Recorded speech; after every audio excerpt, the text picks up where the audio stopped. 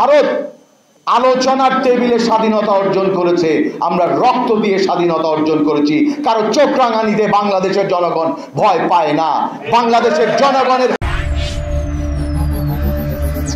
বিসমিল্লাহির রহমানির রহিম।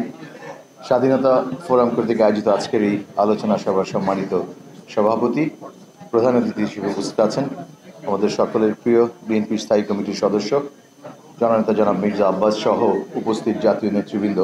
আব্বাস ভাইয়ের একটু তাড়া আছে, উনি বক্তব্য খুবই দীর্ঘায়িত করার কোনো সুযোগ নেই, ছোট করে শেষ করে দিচ্ছি।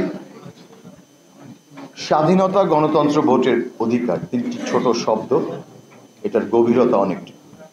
আজকে 53-54 বছর পরেও আমাদেরকে এই ধরনের টপিকস নিয়ে আলোচনা করতে হচ্ছে, জাতির জন্য দুর্ভাগ্যজনক। আমাদের গণতন্ত্র, স্বাধীনতা, ভোটাধিকার, মানুষের সকল অধিকারগুলো এই 54 বছরে লুণ্ঠিত হয়েছিল, হরণ করা হয়েছে। 5ই আগস্ট একটি ছাত্র জনতার অভ্যুত্থানের মাধ্যমে আমরা নতুনভাবে স্বাধীনতা অর্জন করেছি। বন্ধুরা, এই স্বাধীনতাটাকেও, আমাদের এই অধিকার আদায়ের যে সংগ্রাম, সেটাকেও ভুলণ্ঠিত করার চেষ্টা করছে। পার্শ্ববর্তী একটি দেশ পরিকল্পিতভাবে আমাদের গণতন্ত্রের পথে হাঁটার পথকে রুদ্ধ করার অপপ্রচার চালাচ্ছে। আজকে দেশে সবাই ঐক্যের কথা বলেন, আমি এই বিষয়টা কিছু অনেকটা কনফিউজড। ঐক্যটা কি? আমাদেরকে জাতীয় প্রশ্নে ইস্পাত কঠিন ঐক্য করতে হবে।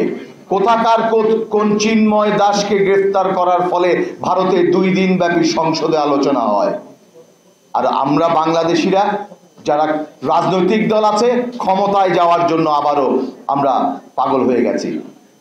ভারতের বিরুদ্ধে ঐক্যবদ্ধভাবে সবাইকে দাঁড়াতে হবে। গতকাল দেখলাম কলকাতায় বাংলাদেশিদের চিকিৎসা দেওয়া হবে না, আমার পতাকাকে পোড়ানো হয়েছে। এই ব্যাপারে বিএনপির কোনো স্টেটমেন্ট আমরা পাই নাই।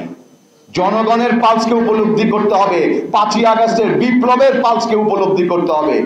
আসুন আমরা ভারতকে বয়কট করি।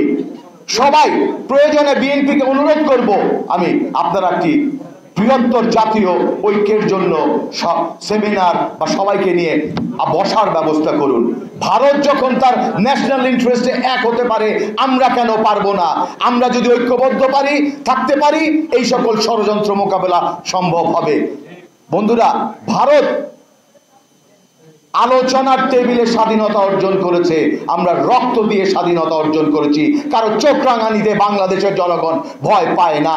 বাংলাদেশের জনগণের মূল শক্তি এই দেশের জনগণ। সুতরাং আসুন সবাই ঐক্যবদ্ধভাবে এই অপশক্তিকে মোকাবেলা করি। খোদা হাফেজ। বাংলাদেশ জিন্দাবাদ, বাংলাদেশ জাতীয় দল জিন্দাবাদ।